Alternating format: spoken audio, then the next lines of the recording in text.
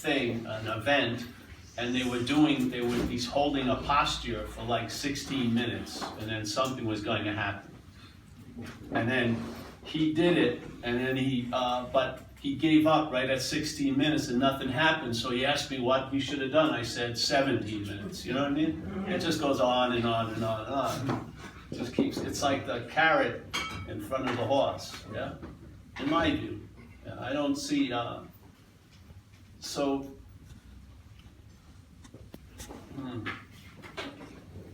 like I did a lot of stuff. Well, of course, there's no doer, but I was involved in a lot of spirituality. Because when I was young, I got introduced to a guru, this guy, Guru Maharaji. He was a kid then, about 13 years old or 12. Actually, I came to London in the 70s to see him. Near Trafalgar Square, we had a huge program there. And the funny thing was, wanting to know God was sufficient enough to stop me from using at that time. Yeah, and that's a definition of a heavy user, is that if there's a reason enough, sufficient enough to stop, they can stop. They haven't crossed the line, which came later for me, with no power was going to help me. So I got involved with this from 20 to 24, and drank maybe 2 Heinekens in those 4 years and everything. And I got introduced to the meditations and stuff like that.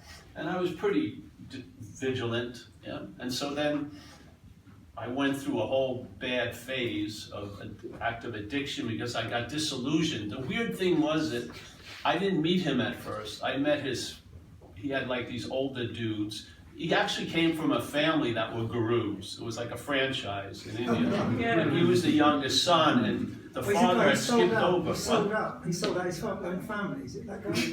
Oh, they had a riff and stuff. Yeah, that's right. But he decided he was the so next guy. he got ordained, so to speak. So when I first got involved, they were teaching a form of meditation called duality. Quite good. And I got into it, and it was producing, what I thought were results. All within the confines of self-centeredness. Paul wasn't escaping from Paul, you know what I mean? It was just getting an improved version of Paul. And then, but the thing is, when he showed up, and he was presented as the Lord of the Universe, after a few months, I realized I don't like the Lord of the Universe. And it did a real number on my head, because who would not like the Lord of the Universe? It was and my head just had a field day for 5 years, where I was at the point, jokingly but not so jokingly, they'd have these festivals in Florida, and he'd have an open car, like, drive around, and I was thinking if I could hit him with a time delay, thing, and then he'd die like 50 yards away, no one would find out, and then I'd be out of this, because I couldn't leave, because who leaves the Lord of the Universe? But I wasn't getting that sense, So he should have never turned up. He should have never turned up. Oh, yeah. But then it served me, yeah. But then the thing is, I left, and then 3 weeks later I got run over twice by a car. Yeah. So I got to work, I felt like I was punished, severely for leaving spirituality. Whatever. So when I got sober, I went back, but not to the guru, I went to Buddhism. And I went to Asia, and I was, going on retreats in Thailand and everything like that. And I liked Vipassana, all that stuff. And then, I guess I got introduced to the Course in Miracles, 94 or something, 95. And, that really triggered entertaining some of the things that are said in there. And then non-duality showed up. And I went to my first satsang, and the lady was from East Europe. She spoke I didn't even hear her. She spoke too softly in a park. But it didn't matter. I was in that space, and that's the point of this meeting.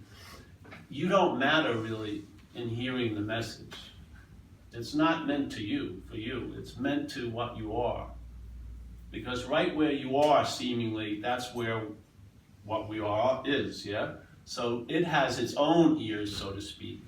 The point is why we do the talks the way we do them, where we don't have lots of pauses and meditating, because that gives the mental state of time to regroup, yeah? and then he gets its mitts up and it catches everything. So every time you hear a message, something's claiming to be the hearer of the message. And in that claiming, it neuters the message. It's like a stillborn. You are expecting a baby, but when it's born, by the act of claiming it, it's neutered, so to speak. Yeah, yeah. So, without seeing that, I think you miss the whole point. And that's what, well, I'll jump ahead.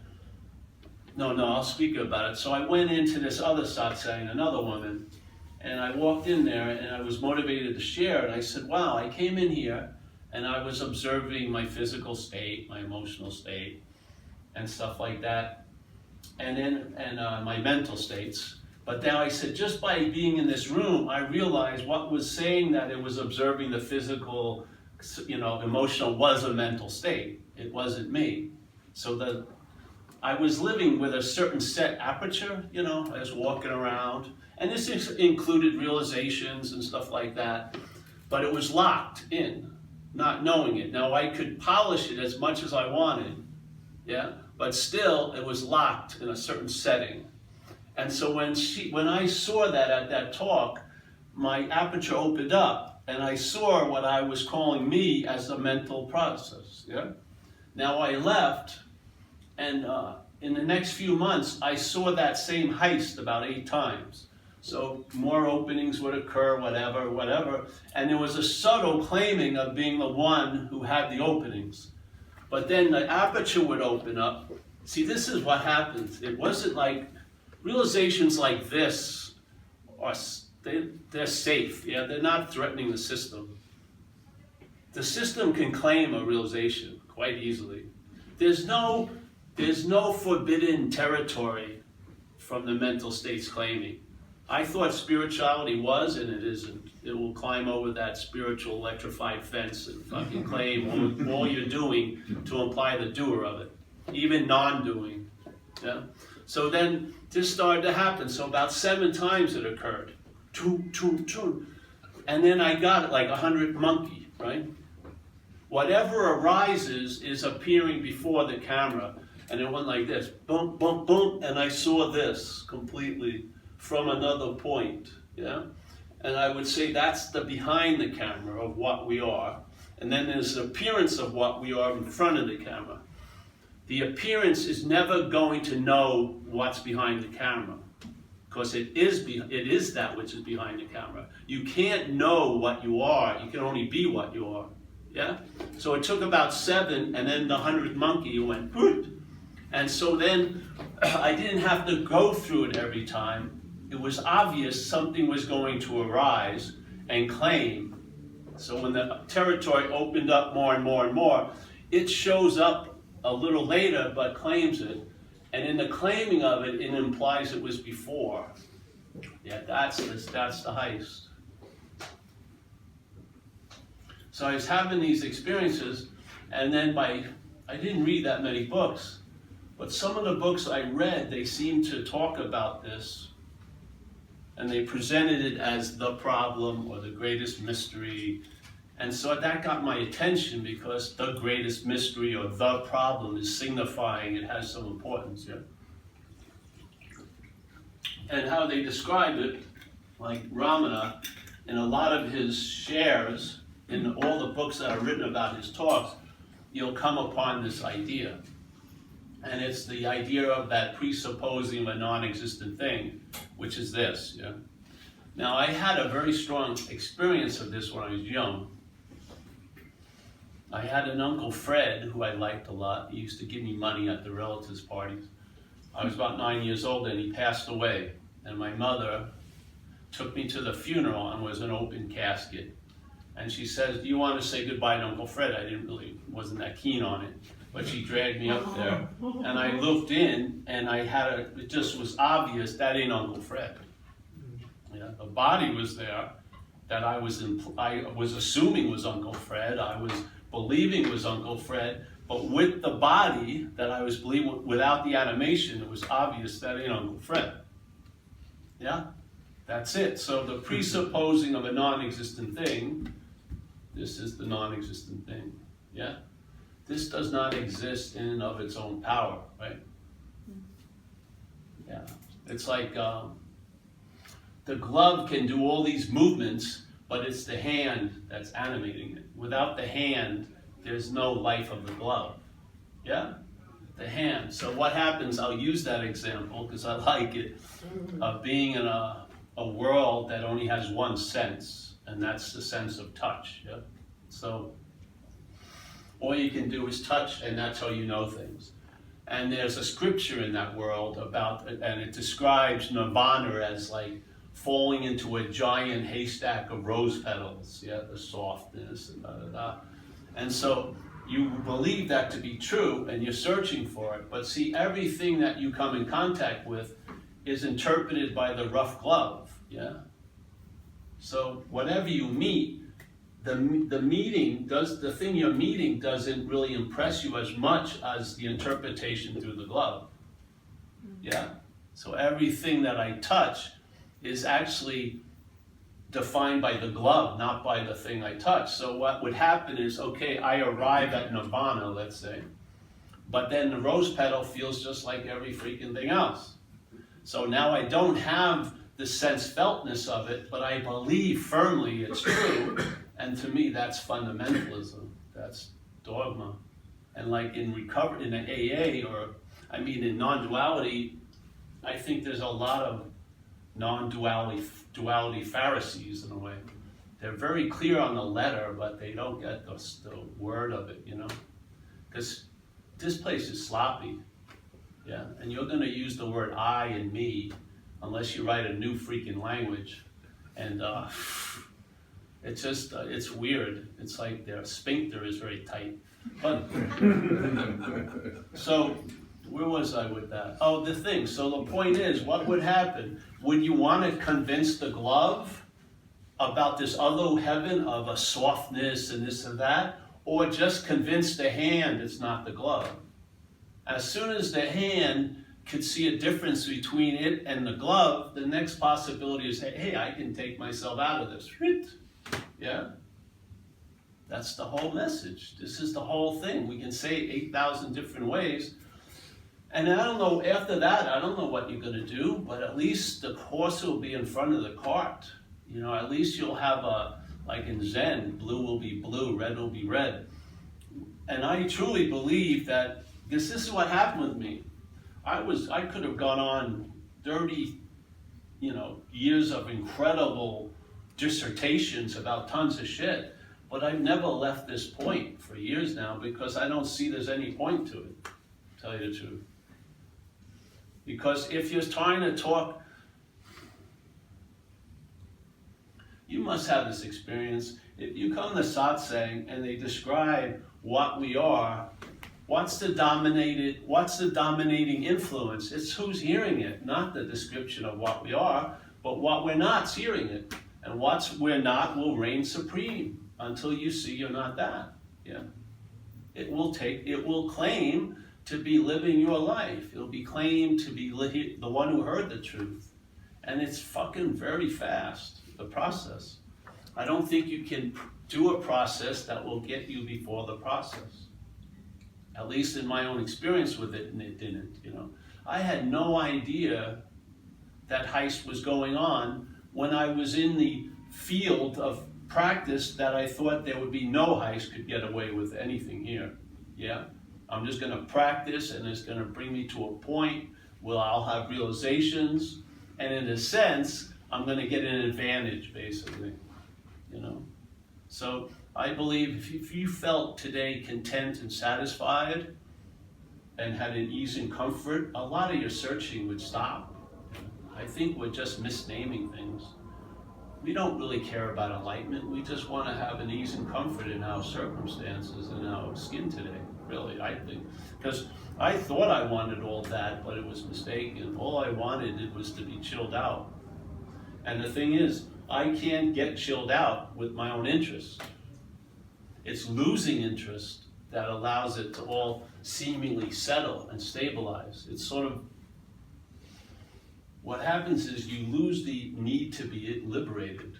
You just lose total interest in it because there's nothing or no one to be liberated. I mean, absolutely know it, yeah? So, and what happens when all that being driven stops, something floods in that I truly believe will be seemingly very foreign to us, which is acceptance, really. There'll be an acceptance of what we're not. Not because of saying the lovely affirmations and prayers, but by seeing I'm not that is the greatest break this will get, really. Because the mental, you know, like today, London, very beautiful sunny day. Everyone's enjoying the sun. But let's say if you magnified that sun, it would incinerate somebody, yeah? So here's mind, very, very powerful. Now it's magnified on an object, a mental object at that, being a body, yeah? It's just freaking frying us up. And things are mutating and people are getting weirder and weirder and it's on because it just can't take it. This cannot be seen as the center of the universe. It's like putting 5 tons in a half-ton pickup. It just can't handle the weight. I don't, you know. So when it sort of released in me, the Urban Renewal Project was canceled, and this thing, the building has just been left as it is, and it's much happier. And then it's also much more useful. Yeah, you're going to be put to use, for sure. Yeah, you are. Be it anywhere in your life. See, you know, holding the space seems like something that you do, but you are the space. There's no need to hold it, you know. You don't need to try to listen to someone. You already listened to them, and now you're trying to decide if you want to or not. But the listening happened, yeah? The conscious contact is before your appearance. Yeah? You know, I mean, I'm going to listen to this person more, but it starts with the idea of I could listen to them more or less is based on you already heard it. Consciousness is already heard. The voice, yeah? So I don't believe you hold the space, you are the space. And see, in recovery, they emphasize service, yeah? Because there's a very good way to get out of self, this preoccupation, by being available to others. And but unfortunately, with the stubborn identified as a self, you're going to have to keep doing a lot of service because the habit is to go back into that identification. So therefore, you need to find like divine pathologists and have someone pull you out of the ass of self. But it doesn't seem to, you don't call that home, you scurry back up. You don't, but the head, you know, it's a very stubborn thing. So when you get out of service, when you do service, my experience was you would feel bigger, you know, you'd feel larger and more available, yeah? And then what in that availability, you would sense a presence. In recovery, we call it higher power, whatever you want. And so after thousands of those experiences, starting from Paul, is feeling quite irritable, restless, discontent, Paul does some service to get out of that. And when Paul gets out of that, it senses a presence. Thousands of times that was the way it went, but one time it didn't go that way. So it went Paul up the SSL, does service, becomes available, senses a presence. But then the attention was on the presence, yeah? Not Paul, but I'm actually the presence. And so when you saw that I'm the presence, that means I'm always available. That's what presence is, yeah? Someone that's present is available, yeah? I'm always available, and therefore I'm of service. Yeah, beautiful, right? The same action, but seen differently. Completely differently. Completely. Just like I shared yesterday. There's a looking for what we are from what we're not, and then the exact same event can be a seeing of what we're not from what we are. It's the same thing, exactly. It's just the actions don't have to change. It's how they're seen. Yeah? And we're seeing most situations from a formatted thing called self-centeredness, And that's the activity of the dilemma, in a way. Yeah? So instead of looking for what you are from what you're not, it's in the seeing of what you're not that you get a glimpse of what you are. A glimpse meaning an intimation. It's just that simple. And once the mind, big M mind, realizes it's the horse, not the fucking saddle on it, yeah? It's the horse, then it can go different ways. It doesn't have to follow those logical grooves, yeah? And it starts roaming, starts becoming free range, and then the idea of okayness, instead of cast into time, which is what most people live by, I was okay and I hope I will be okay, there's an inherent okayness available. When? Not next week. That's not working for us now. Yeah? And so suddenly, and do you have an experience of that every second? No. But at least a new freaking possibility is hanging in your freaking sky. Yeah? Instead of, I was good, I will be better, and yet now is totally, there's a dis-ease about it, because what does the mind do when it points out that you're not okay? It creates exquisite suffering with the drive, I hope I will be okay. It's not enough to have a sense you're not okay. It freaking squeezes it even more by saying, but you could possibly be okay. It's just slavery to me. And it's happening moment to moment. That's why I feel we're missing it. We're thinking something happened. Nothing has happened. It's happening. Yeah. It's happening now. I did a talk at this big thing for like a 7-day thing, and they bring me in like a gunslinger, and I come in with other teachers on the weekend. And basically I was there raining on their parade. It was mind-boggling how much they could take. And then this guy goes, I went off for like, this whole idea of spiritual seeking as an addiction or whatever. And then he steps up and says, can you explain that? I said, voila! You've been here for 7 days. This is how much more. We try to remove ourselves and then think about what's happening like a topic. We're all in the water. We never get out of the water. And to me, the bondage is all as seemingly so, and yet so there's the freedom. Yeah? So you can seem to be awake to being awake, or you can seem to be asleep to being awake. It doesn't change the fact that we're all awake, but here it can appear to be true to you, which I believe is the stabilization of traveling lighter, or it can appear not to be true to you. But it doesn't change the fact. Yeah? We don't have the power to change that fact. Yeah. All we can do is make shit up and believe something can obscure it. But in fact, nothing can obscure it. It's sort of the same view. Let's say today I wanted to get some sun, and this is my obviously reference point. There's the sun. I sit there to get the sun, and suddenly a pesky little cloud goes by the sun and blocks me off of what I wanted. Yep. And then maybe about 8 or 9 come and keep blocking me off. I seem to be quite powerless. Isn't going to disperse the clouds. Yeah. But what would happen if you weren't taking that reference as being you, and you were on the other side, the sun side? Would you see the clouds? Yes. But would they be given the ability to block you off from the sun? No. That's exactly what it's like. Doesn't change a damn thing, yet it changes everything.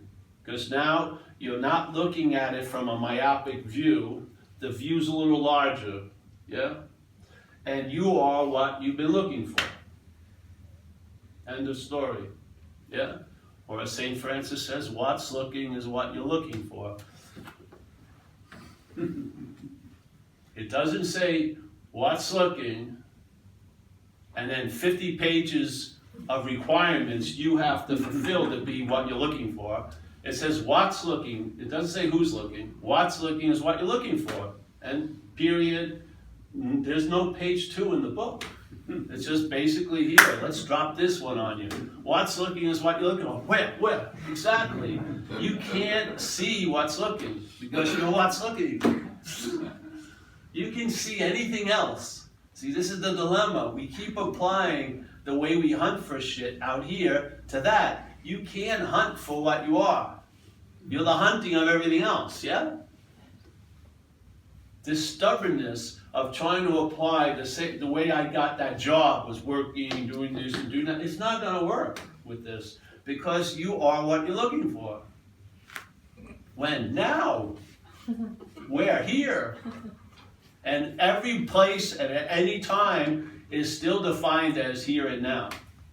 So basically, it's always available at all times, right where you are, with no requirement necessary.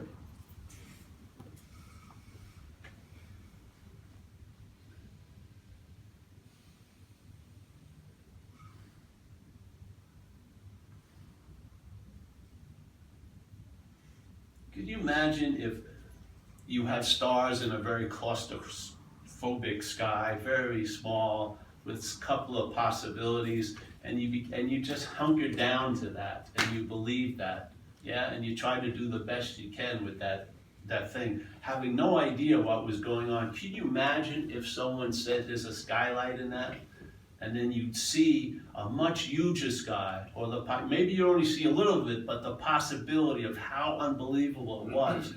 What's going to rise up to that occasion is raw mind, R-A-W, unconditional mind, which has not been conditioned. It's still unconditional mind, yeah. But it's basically, all the mail is going to the mental processes. It very rarely gets any fucking message. It gets messages presented about itself as a way of, and it's going to be found in time, yeah. Now maybe if you really, really have that arduous desire to become spiritually super fit, I'm saying you're going to become just ordinarily normal, and you're going to be okay with that, basically. I really feel like I'm misrepresenting myself these talks because I have no interest in what I used to call spirituality whatsoever. None. I don't have any, not even the last segments of thinking I'm going to get something out of this were dismissed a couple of years ago. Yeah. Do you think, though, if you were forced for some reason to not do what you're doing now and have to get a job, that sort of need to sort of be in that universe might be a great problem for you, because you wouldn't be in it? I don't know. I'd have to see. You know, I could tell you, oh, I'd be great, but who knows? I may go kicking and screaming. See, I was a house painter, and I have bad legs now. So basically, if I went back to painting houses, I'd have a very small niche. I could paint anything 4 feet and below. I'd become a baseboard expert, or kitchen cabinets. Seriously. So I can't do that kind of work. How I set out in this whole adventure was trying to, it was obvious to me by people's response I could articulate stuff they have difficulty, or they have in them, but they just can't put it into words in recovery. So I just started speaking a lot in recovery. And then it just morphed into this. And then we made a bad decision. We put up a website, Zen Bitch Slap, and which people have thought that was a bad move. Zen Bitch Slap, yes. But we stuck to it. And I actually went to court. I had to appear out of court because a man who was affiliated with someone I know charged me as being a cult member. And truly, and I was pissed because I'm a cult leader. So I had to go, and they would both lawyers were talking to me, and the judge says, it was an unfortunate decision, the title of your website, Zen Bitch. And then she goes, I see a word in here I've never heard before, non-duality. Can you tell me what that is? So I was like, well, but I mean, life's insane.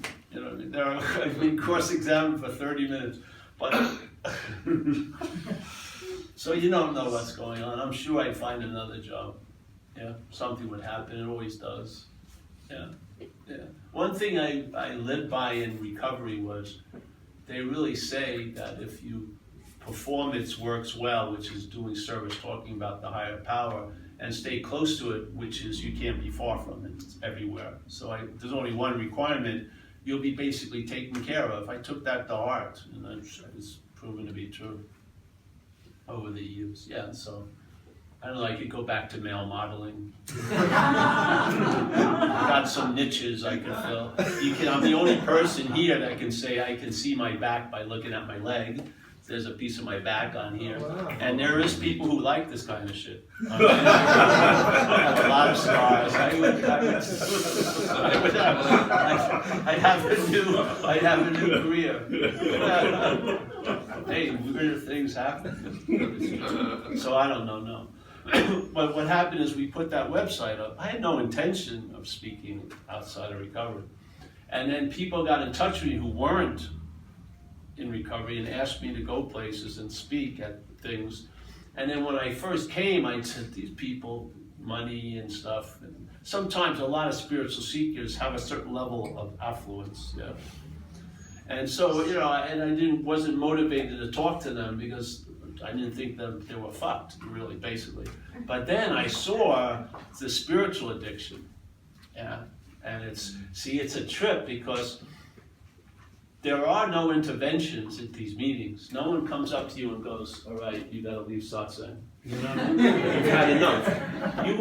They'll let you buy 800 books. They will let you go to 30 retreats. They will let you go spend tons of money doing tons, and no one's basically probably gonna tell you, hey, you know, I don't think it's a good idea anymore. You know, so I found it was very curious to me because they were more fucked up than the alcoholics. They were, because they were truly making shit out of them. Most alcoholics have dire consequences, but these people had everything going for them, and they were fucking up. They were like screwed up the ass in a way, but wearing very nice clothes, fresh juices. Oh, I love staying at their houses. They're beautiful places, but it's just fucking relentless. Just that drive. And basically, I believe the whole movement here, which is really it's like an electrical hybrid. The seeking and time go together. The seeking generates time, and the timing generates seeking. Yeah? So there's a seeking through time to get something. And the something doesn't matter, really. The story is it does matter, and it will stop if I find that, but it doesn't. Yeah, there's just a drive. There's like a momentum, it's like a dry current, you know, like a wind current. It's pushing. If you watch people drive, you can see the main influence in their driving is time. Yeah. So it's totally blatant. It's the most influential thing going on here, and very rarely do you notice it. Yeah. Because you believe there's time, but it isn't, it's dreaming, yeah? So this seeking generates the timing, and the timing supports the seeking, and goes on and on and on and on and on. And it's based on the format being off, where you're using what you're looking for to find what's looking, right? So you're using the what's looking to find the what's looking. And it's not going to succeed. Actually, the looking for it is the blindness. And when you use the what's looking to look for what's looking, you're blind to what's looking. Yeah? Do you think there's a lot of us, I wonder about myself, whether I'm sort of using up time, killing time even, to sort of cultivate this spiritual persona, and that's going to take the rest of my life, and that's somehow all right, because it's better than what I was doing before. And I'm quite happy, perhaps, not waking up. Yeah. But remember, that isn't you. There is no you that's doing it. There's doing it that implies a you. So there's living that implies there's someone that's living. There isn't a someone who's living. In this case, time is used differently. So the mental process, if you follow the thing Ramana says, which is the presupposing of a non-existent thing, all right? So now the animation is seemingly identified or aligned or painted on this. So now you take this, you know? In other words, like you take this to be the animation, yeah? And then as soon as that's in place, then obviously that starts seeking salvation for itself. Salvation could be a coffee. Salvation could be a date. But basically, that's the dilemma. Without this first set up, the identification of what you're not, then the misdirection of looking for what you are wouldn't have a leg to stand on. So this is in place, and then this happens. And then Ramana uses it. He uses it to go into self-inquiry as the only way, quote unquote, to do it, because it underrides that dilemma where he says, all right, if this is happening, your spiritual practices themselves will be reinforcing the non-existent thing. And then he goes, how could they destroy it? Exactly, see? You may be believing you're destroying, you may call yourself the ego. I don't feel that's it. Because isn't there a feeling that you have an ego? Or you lose an ego? It's that sense of having and losing, that to me is selfing, yeah? So it says, all right, first this is and this is like a shoe. Put it on. If it fits, wear it. To me, it fit when it was described to me. I was sitting there and, you know, yeah, I confess. That's what had been happening most of my life. There was a taking myself to be something other than I am, and then my whole life was geared to get freedom for that, or peace for that, or advancement for that, when what I wanted is the same freedom, but from it. See? It was just a little tweak. Yeah? And when you entertain it, the from it, the peace and the entertain, or the space or that is inherently there, because it's non-existent. So you don't have to vanquish the non-existent thing to have that lovely space available. It's not lovely, it's just space. All you have to do is see that you're not the non-existent thing, and then you may feel like, oh, it's becoming more available, but that which is becoming more available to you as an experience is inherently always there at all times, right where you are, with no requirement necessary. Now that will change your drive to consume and seek.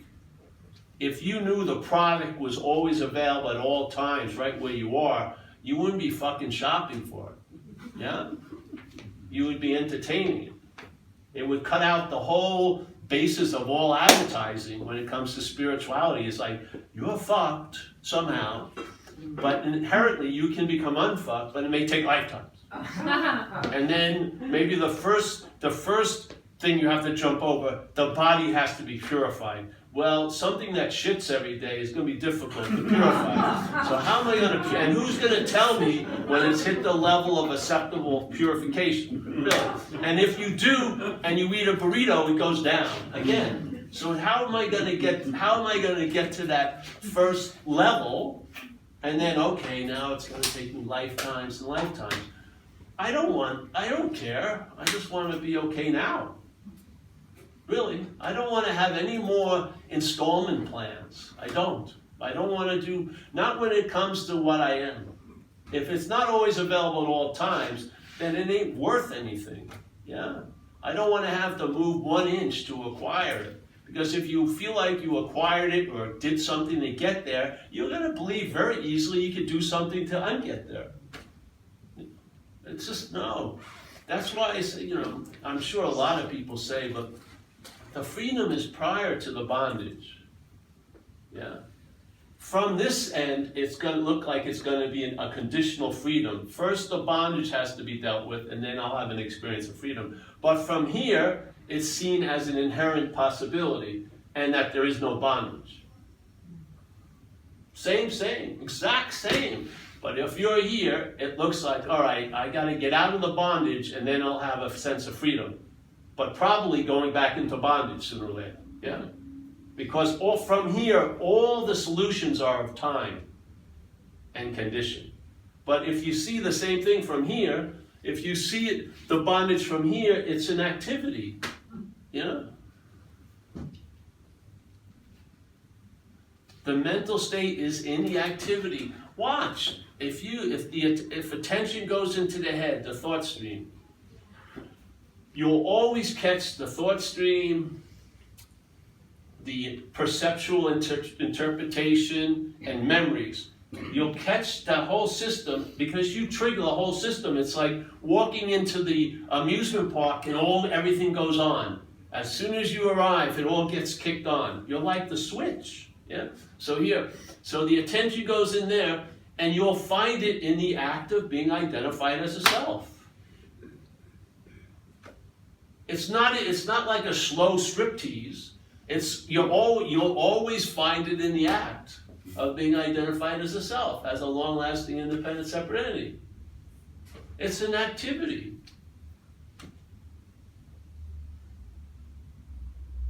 So what could fool reality other than reality? I mean, really. If reality is all that it's supposed to be, how can an illusion ever fool it? It's impossible. It would have to be in cahoots with the illusion. Yeah? So we say in recovery, the false evidence appears real. It's an acronym for fear. We have tons of them, but I like that one. Because what interests me in that statement, how could false evidence appear real? It's false evidence. It would be obviously seen to be false, but it appears real to what's real, which is us. Not us as this, but us, yeah? So false evidence is basically what's happening all day, isn't it? The perceptions are presenting false evidence. The thought system is definitely it's like a forensic unit going over false evidence in the past and going over false evidence in the future, isn't it?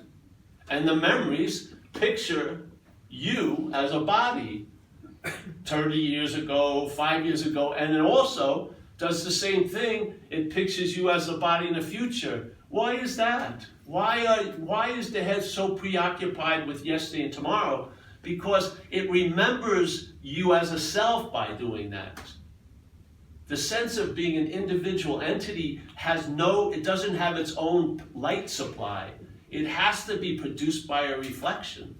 It has to have mind, sun, follow the story of the moon for the moon to appear as the sun, to the sun. Yeah? It has to use the sunlight, awareness and attention to picture itself as a moon in the past and picture itself as a moon in the future to see itself right now as the moon. All the while still being the sun, never not being the sun. So I don't think there's a dream. I believe there's dreaming. I don't believe there's an illusion. I believe there's illusory. The mind is dreaming, and it's dreaming that we're this, seemingly, which means it's appearing to be true to it. And then one day you wake up, and many times during the day it doesn't appear to be true to you. Yeah, you don't get a 24/7. It appears to be true. When it doesn't appear to be true for you, the mental state forgets it quickly. Just like if you have a miracle at 9 in the morning, you probably forgot it by 10. But you're walking around with a resentment based on 30 years ago that never even happened. So there's a bias. The mental state isn't like a clear, clean arbiter. It's got a bias. You're convicted already. Look at it. How can you look at it? All right, you go on let's say it's a beautiful day. How long do you let it last without starting to question it? They're going to find out I don't deserve this or something like that. The same head, if you feel a little queasy, it tells you you're entering a lifelong depression.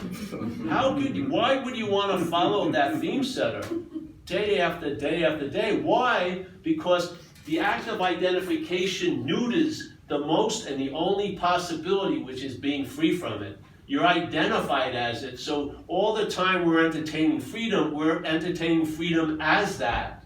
We want to be there to get it. That's the stubbornness of it.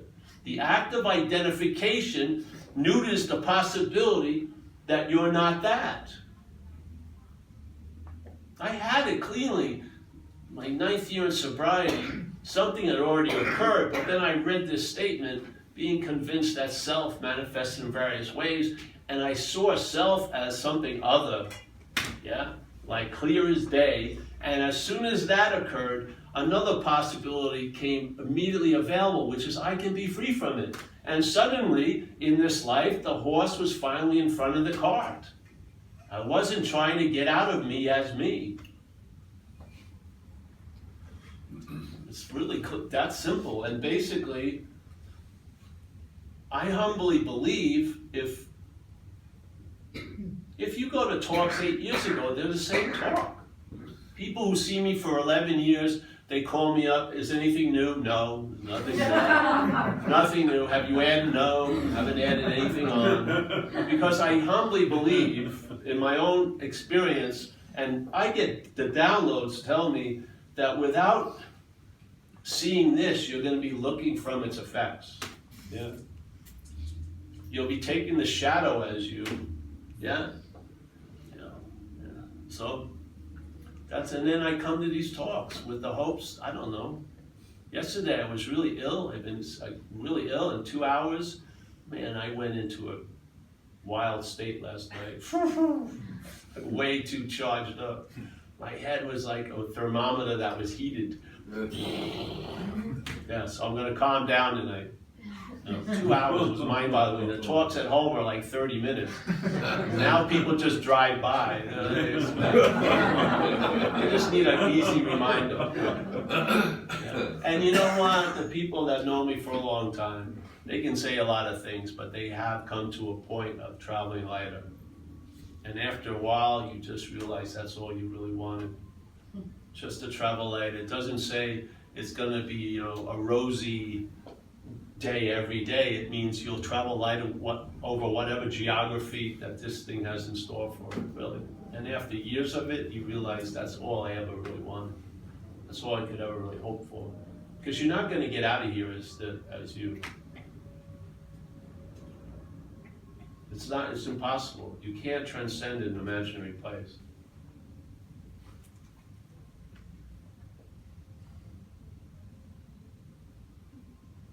So if you see it, yeah, it's like introducing a new, let's say, splice of logic data to the mental state. See, the mental logic makes sense while you're in it, but if you see it from outside, it's insane, because its premise is that you're a long-lasting, independent, separate entity. Yeah, it's sort of like I used to do a story about these aliens. They get a 10-year research grant to come to the Earth to see what's happening here. And they arrive, and then they call up their home country after about 8 minutes and say, oh, we're coming back. And they go, what do you mean? You just drove there. And they say, well, any country that has profit over health is fucking insane. Doesn't matter what else happens, that's insane. It just is. It's just fucking insane. So this is the simple thing with the mental logic. It's a failed system. And we're living at it, we're living with it as like a GPS, and its maps are super fucking old. And like when I was using drugs and alcohol, I'd punch in, I want to be happy, joyous, free tonight. Mm-hmm. So it'd tell me, all right, go to the bar, have a couple of beers, shoot some pool, cop some cocaine, go out dancing, and then it would go south, and then I ended up in jail. But wait a minute. But the next day, I get out and I do the exact same thing. And when I ended up in jail again, I acted very surprised. How the fuck did I end up here? I followed the same fucking failed system. We watched this lady today riding on a really narrow road on a bicycle.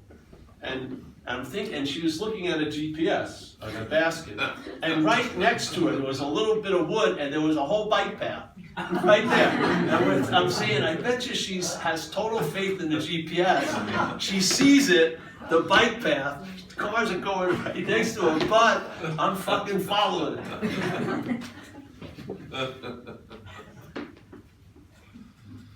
it. What can a failed system show you? It's failed. That's its value. Yeah, so maybe you can enter. And see what locks you into it is when you start entertaining new possibilities, you entertain it from the old possibility. That's what nudism.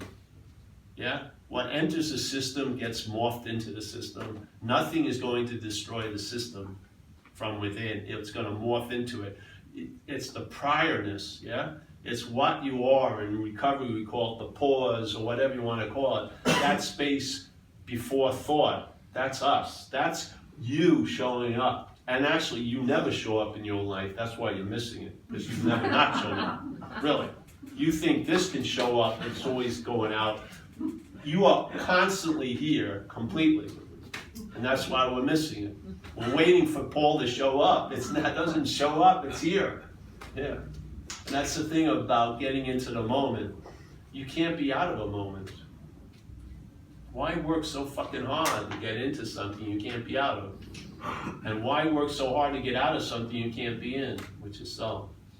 Self is an entertainment, it's an activity. There's selfing, there's no self. The statement we use, the act of being identified as a self, isn't a verb and a noun. It's a complete verb. It's the act of being identified as a self is the theme of selfing. Selfing is the mental activities, and they're in the act of being identified as a self. So when you're listening to the selfing, that verb is turned into or implied to be a noun. That's what happens.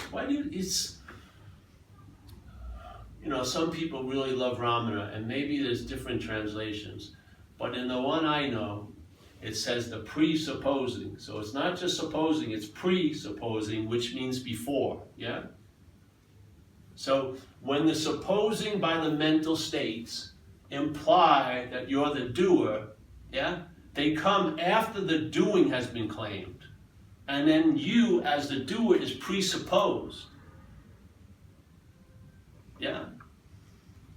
So here's the action, action. The action, then a mental process arises, says the action implies, insinuates, confirms the actor, and suddenly the sense of being the actor that was produced after the action now says I'm the actor, which means it's before the action.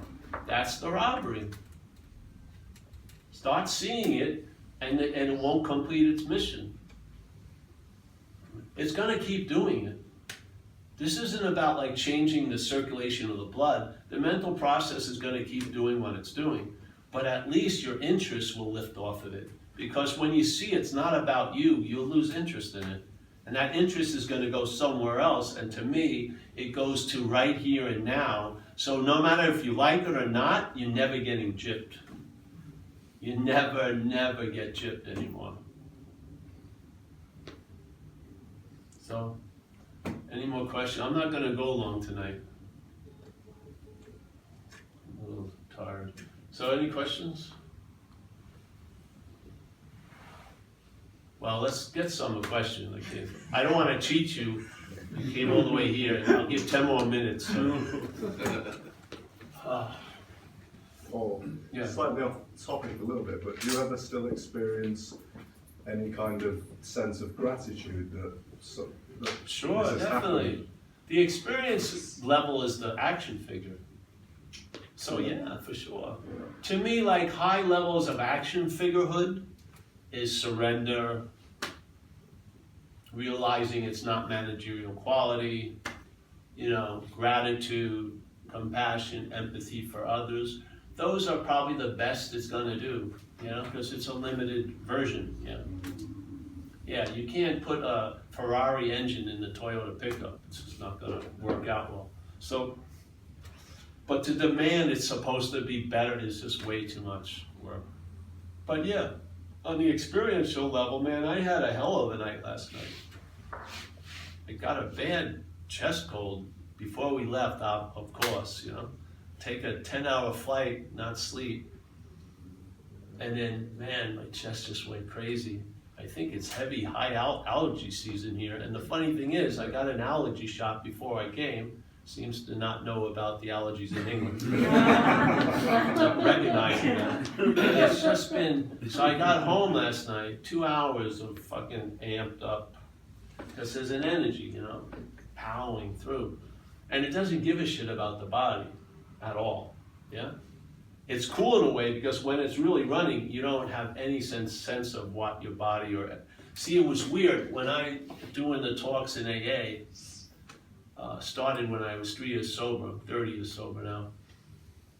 I used to speak at this place every Monday night if I was in the country for like 16 years, yeah? And it was amazing, and that's a lot of Monday nights, you know? And I was in tons of different conditions, like right before the meeting, my fairy princess broke up with me, or I was waiting to hear if I had AIDS, all this stuff, you know, tons of different conditions. And yet, as soon as I sat down there, yeah, that thing would come through, and I wouldn't, none of that had any, it's as if it would never existed. And in fact, it didn't, yeah, it needs me, yeah. And when me was sufficiently enough grabbed into another activity, it was all fucking forgotten. And the batting average was like 1,000%. And so there's a statement in AA that I disagree with, which is you have to have it to give it away. I believe by giving it away, you'll have it. Yeah. Yeah. So I've always felt like a hose in a sense with water. I'm not the source of the water. And so fucking don't pin that on me, because you'll be sorely disappointed. And I can't live up to it. I gave it a good shot in the beginning, but it told me, fuck it, don't even. You're just a hose, I'll use you fine. Yeah? Maybe it was too many people with the loving gaze and shit, so let's stop cursing and fuck them. Now everyone's doing it. So I felt it was like, as an interpretation, it felt like like a power coming through. And as a byproduct, as it came through, it would clean out the hose a little bit. But one of the things it does, whatever's going off here gets amplified. Like, then that's what happened last night. And because I was having trouble with blood pressure and this thing, and it just fucking went off the roof. So I would have loved to have turned that off, but I was wide awake, fucking experiencing everything. Why do you think this whole story about being a body is being entertained? We don't want to be free. We want to be free. We want to look like we want to be free.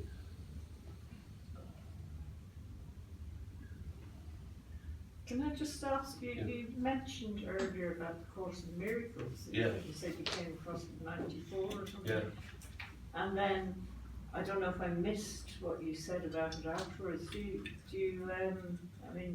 think it's a valuable thing to study? Or? Well, I don't think anything is valuable or not valuable. You're going to give it the meaning it has. So if it works for you, yes. And for me, it worked, yeah. Okay. Do you know what I mean? I believe, remember Carlos Castaneda, who wrote all those books? Well, my friend knew him, this crazy Zen monk, and a lot of people said he's a fraud and stuff, but it didn't matter. When you were a young kid reading those, it didn't matter. It didn't matter what hose it came through, it was the water, yeah. So this whole idea of being so centered on, this person acts badly, so therefore, this thing is indiscriminate. It's not looking for the perfect chalice. It's going to come out wherever it wants to come out, yeah? So I believe, you could read the phone book. If mind that precedes it wanted to get off on the letter D, see DeWitt, woo, like that, that's how it would go. I just see why the whole mental state does this act of what comes after is before, because it has to cover up that which can't be covered up, which is the before. So it has to sort of do a sleight of hand to convince you that which came after, which is the idea of you, is before.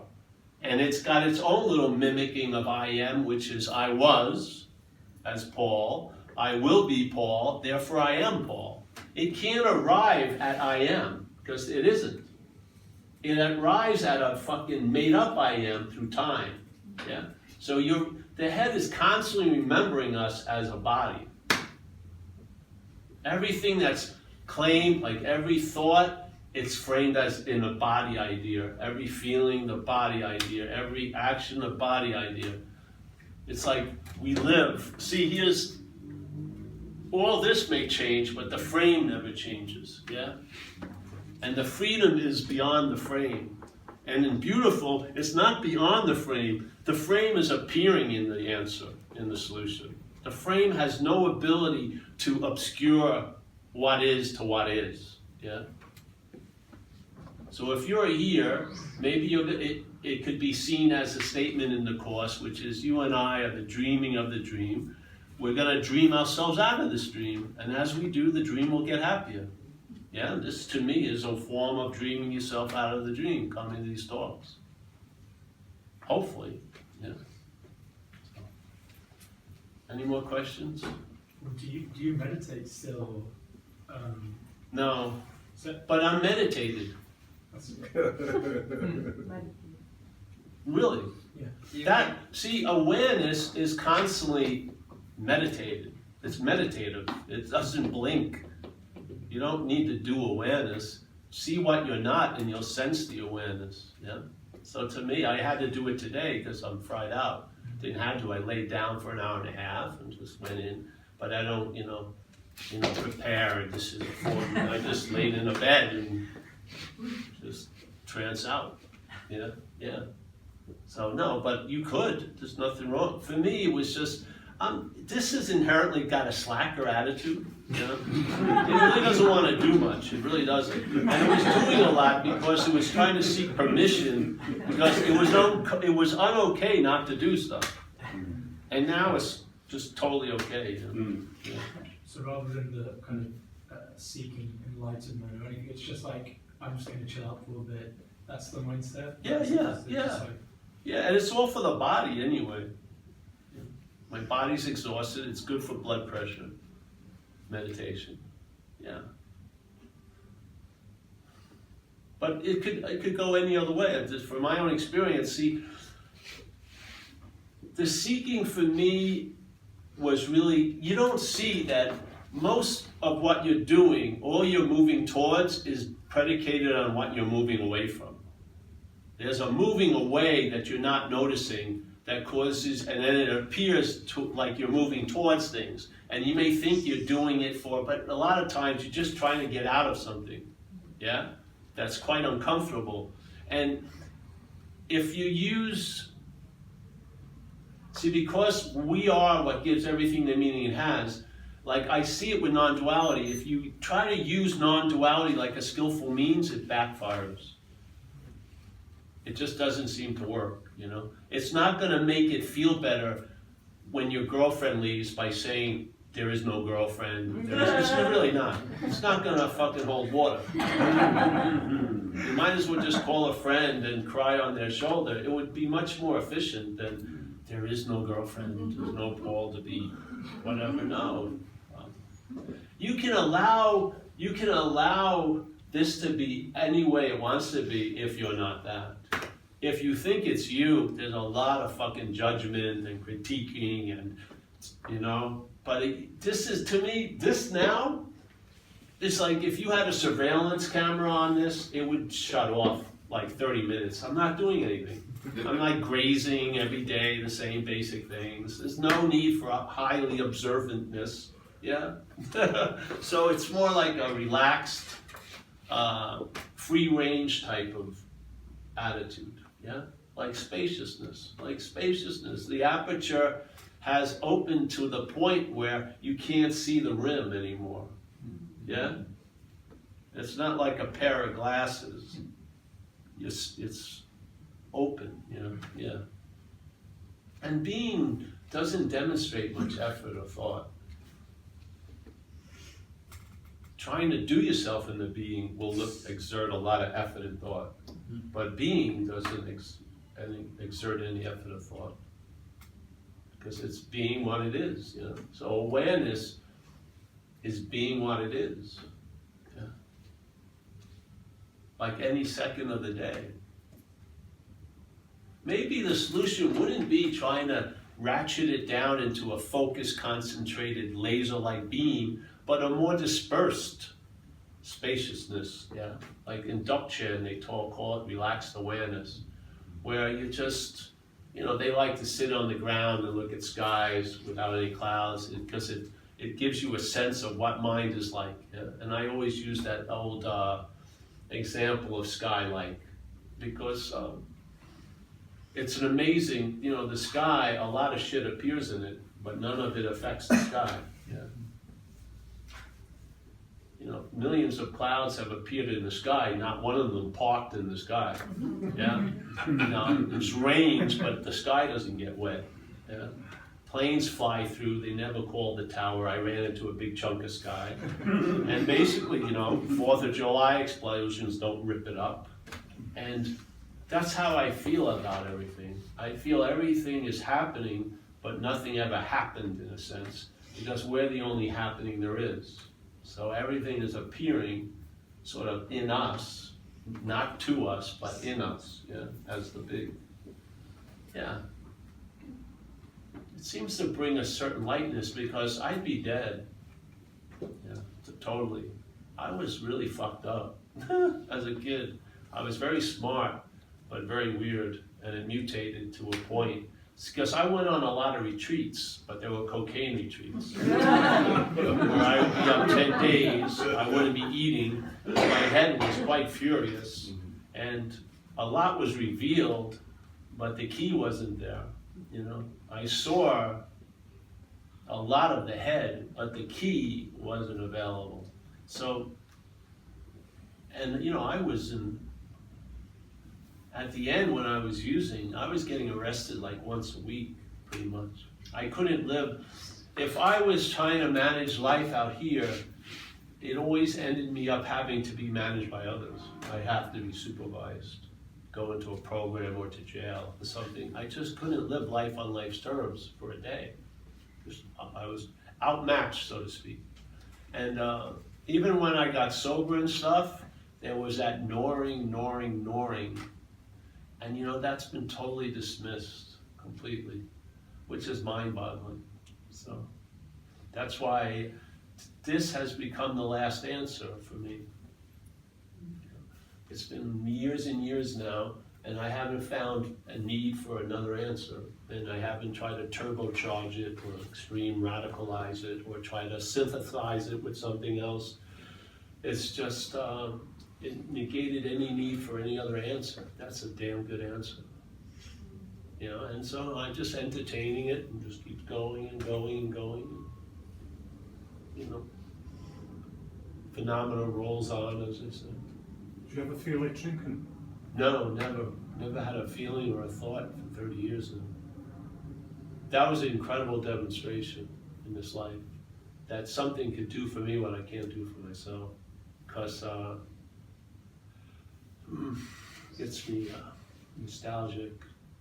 No human power could get me sober. No. The state couldn't get me sober. My mother couldn't get me sober. And the weirdest thing with me was it was just a regular day at the office. I just was trying to survive and drink so I could stay loaded until I could get high on drugs. And I ended up in a trailer park in a town about an hour and a half north of San Francisco. I went out on St. Patrick's Day in San Francisco. I don't know how I ended up at this park in a trailer with a guy I didn't know.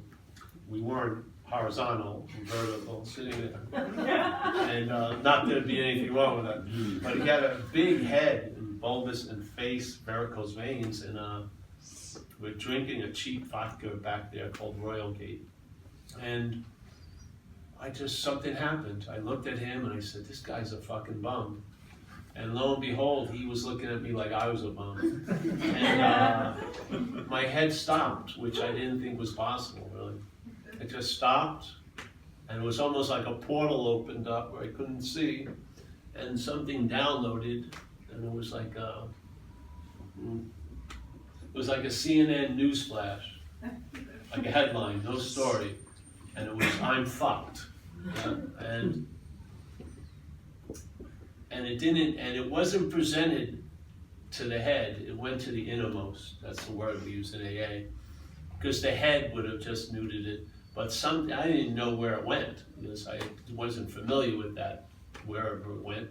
But the reverberation of it hasn't changed in 30 years. So, and I've realized I'm quite lucky I have the ability to be convinced, because it convinced me that I'm not managerial quality in this life, and that I'm better led than to lead, much better directed than directing.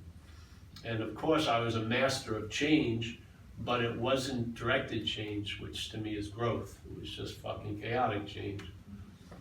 And yeah, and if ever since that day, the last time I gave that guy back the bottle, I haven't had an inclination.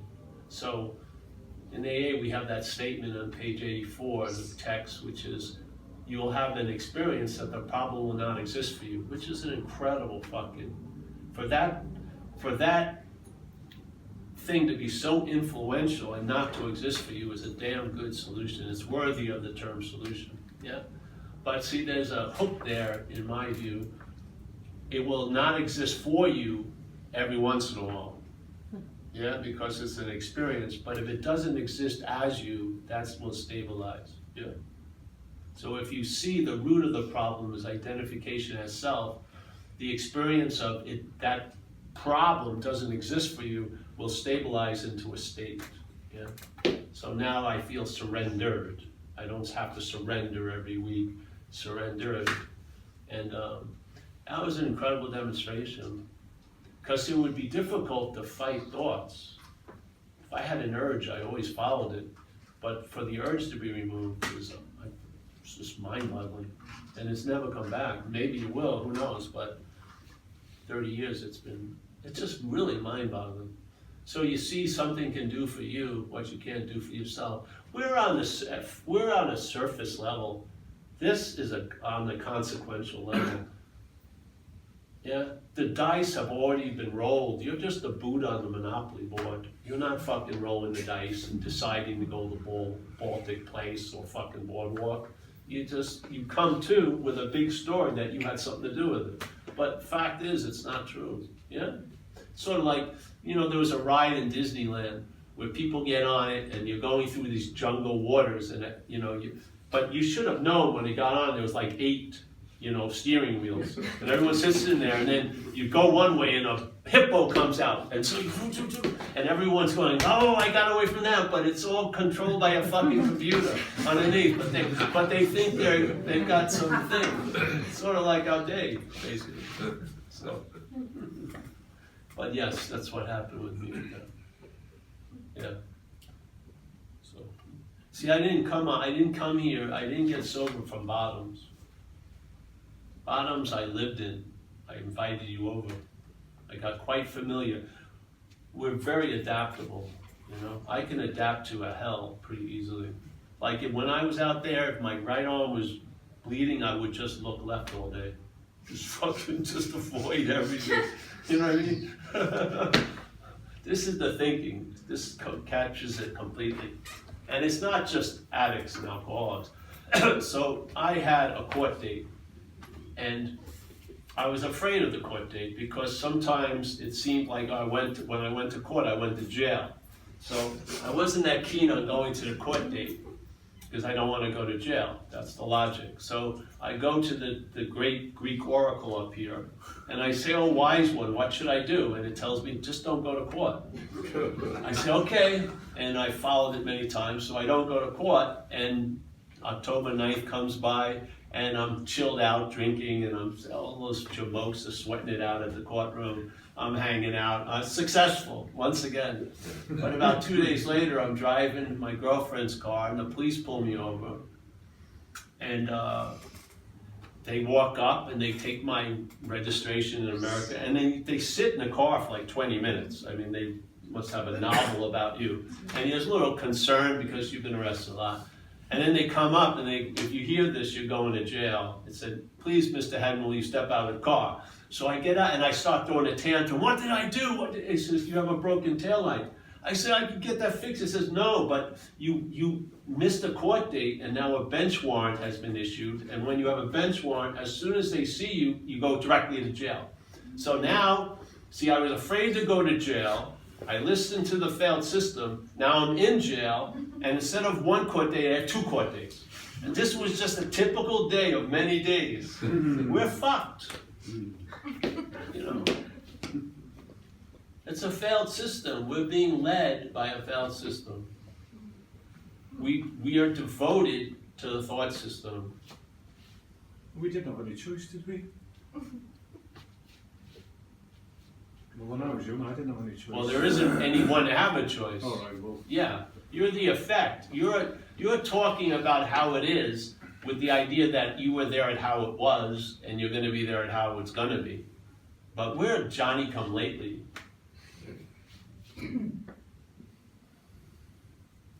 So yeah, that's it. Any more questions? No? I've done the best I could. Can't put it. That's the best I can do today. Come back tomorrow. Maybe better. Is tomorrow a different sort of? Is it a different? I think they put a different title on it. But if enough people from recovery come, I'll do a little shit on that. And it could go longer. Is it a little earlier as well? Yeah, yeah. Starts It's no, it's at 6:30, a little later. Okay. Yeah, come, and we'll just go wherever you want to, you know. If it's recovery, I like framing it, because that's where I'm from. And I really believe, truly, humbly also, that the root of the problem hasn't been noticed or noted. I don't believe it's obsession with self. I think the obsession with self reinforces the identification as a self. So I think all the going on up here about you isn't really about what your thinking is about. It's to reinforce that it's you, that you are you. Yeah. And it can't see again. It doesn't have its own light. So it has to borrow or get attention. Yeah. So it does that by claiming thoughts and feelings and actions, and using each thought that comes through, each thought, each feeling, and each action to imply the actor, the feeler, and the thinker. That's just the robbery. But is it that we've never known anything else? That we fear being this, I don't know what word to use, awareness, you see what I mean? I'm not sure what's stopping this entity moving into that sphere. I've talked to friends over the years and they've said this fear, we don't know anything else. We fear such as, some people talk about facing the void. I don't know what words to use, but something blocks. Yeah. And we self all day long, I think that's all built into the ride, really. I believe it's mind tricking mind. I believe this statement captures it very well in the Course in Miracles to me. It says, again, you and I, and not you and I as Bill and Paul, but as what we are. You and I are the dreaming of the dream. We forget that we're dreaming. So how could that be produced? How could the dreaming forget that it's dreaming? Well, maybe by being identified as the dreamt. Yeah. So now the dreaming has taken the body to be it. Yeah.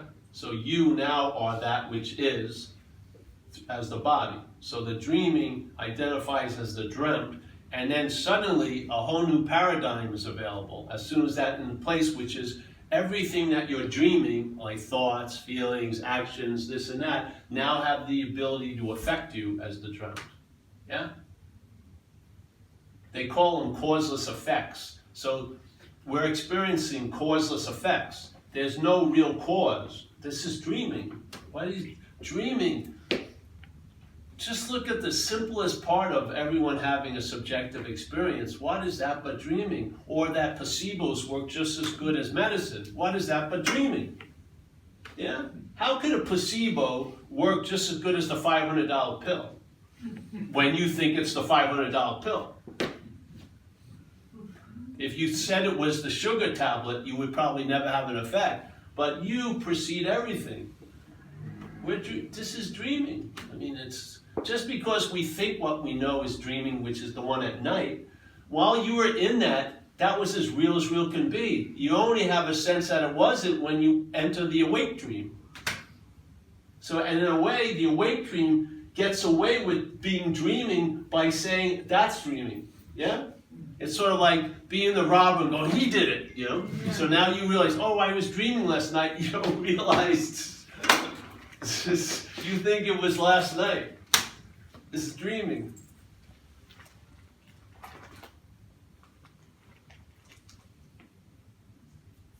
All right, that's that. Yes? No? Yeah? Yes, thank you.